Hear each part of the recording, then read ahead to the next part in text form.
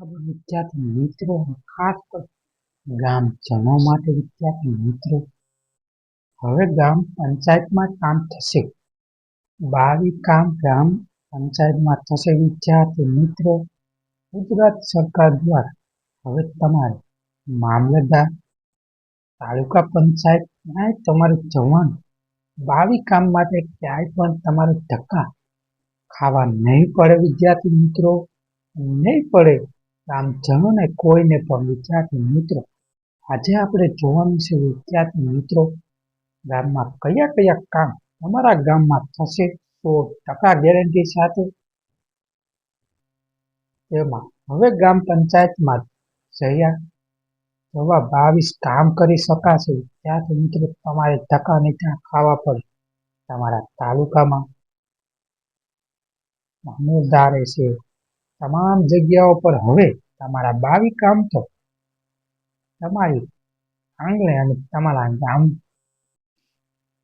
થશે. વિદ્યાર્થી મિત્રો તેમાં પહેલું કામ જોઈ લઈએ. રેશન કાર્ડના નામ ઉમેરવા માટે વિદ્યાર્થી મિત્રો તમારે કોઈ પણ કૂપનમાં નામ કોઈ વ્યક્તિનું ઉમેરવું હોય તેને માટે વિદ્યાર્થી મિત્રો હવે તમારે ક્યાંય પણ ધક્કા ખાવાની જરૂર નથી. વિદ્યાર્થી મિત્રોને પણ ખાસ કરી અને ત્યારબાદ બીજું કામ છે રેશન કાર્ડમાં નામ કાઢવું. વિદ્યાર્થી મિત્રો હવે કોઈ પણ રેશન કાર્ડમાં કોઈ પણ વ્યક્તિ મરી ગયો હોય એ મરણનો દાખલો કાઢ્યો હોય અને પછી નામ કઢાવવાનું થયું હોય એ લોકોએ હવે તમારે તાલુકા પંચાયતમાં નહીં જવું પડે. તમારું ત્રીજું કામ વિદ્યાર્થી મિત્રોને રેશન કાર્ડ સરનામું સુધારવાનું. વિદ્યાર્થી મિત્રો તમારા રેશન કાર્ડમાં કૂપનમાં તમારું એડ્રેસ સુધારવા માટે હવે તમે ધક્કા તાલુકા પંચાયતે નહીં થાય. ત્યારબાદ તમારો ચોથો નંબરમાં કામ છે નવું રેશન કાર્ડ કઢાવવા માટે. વિદ્યાર્થી મિત્રો કોઈ પણ વ્યક્તિના લગ્ન થઈ ગયા પછી જે વ્યક્તિના ઉપર અલગ કરવાનું હોય એ હવે મંત્રી દ્વારા અને મંત્રી થશે. વિદ્યાર્થી મિત્રો તમારા સરપંચ તમારા ગામમાં થશે હવે કામ. અને ત્રીજું પાંચમું કામ છે વિદ્યાર્થી મિત્રોને અને વડીલો ખાસ કરી રેશન કાર્ડમાં વાલી માટેની અરજી અને રેશન કાર્ડ કાઢવું જોઈએ.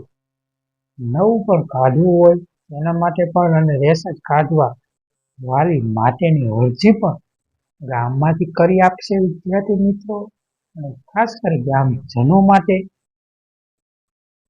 ત્યારબાદ સાતમું છે ડુપ્લિકેટ રેશન. કોઈ પણ વ્યક્તિનું ખોવાઈ ગયેલું રેશન કાર્ડ ઉપર તેનું ડુપ્લિકેટ અને બીજું કાઢી આપશે હવે.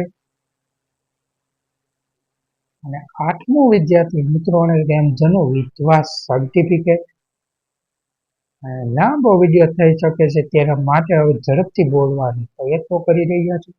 નવમું છે ટેમ્પર રેશન સર્ટિફિકેટ. ત્યારબાદ 10માં આવકનો દાખલો. ત્યારબાદ 11મું છે અનામત હોય તેવી જાતિનો દાખલો પંચાયત દ્વારા વગર કાઢી આપશે. વિદ્યાર્થી મિત્રો હવે તમારે જાતિનો દાખલો પંચાયત ઓફિસમાં જવું નહીં પડે. 12મું છે સિનિયર સર્ટિફિકેટ સિટીઝન સર્ટિફિકેટ. કોઈ ગૌઢા માણસ સિનિયર સર્ટિફિકેટ પણ કાઢી આપશે. ત્યારબાદ 13મું છે ભાષા આધારિત માઇનોર સર્ટિફિકેટ. ત્યારબાદ 14 રિલાયન્સ માઇક્રોપોલ સર્ટિફિકેટ. ત્યારબાદ 15મું વિશેષથી સૂચિત જાતિના સર્ટિફિકેટ અને 16મું મુખ્ય કૃષિ સહાય આવકનો દાખલો એક્ટિવ એક દાખલા એફિડેવિટ. અને 18મું વિધવા સયાક સંભવિત એફિડેવિટ. જાતિનો દાખલા એફિડેવિટ. રેશન કાર્ડ માટેનું એફિડેવિટ. નામ બદલવા માટેનું પણ એફિડેવિટ અને અન્ય તૈયારી એફિડેવિટ.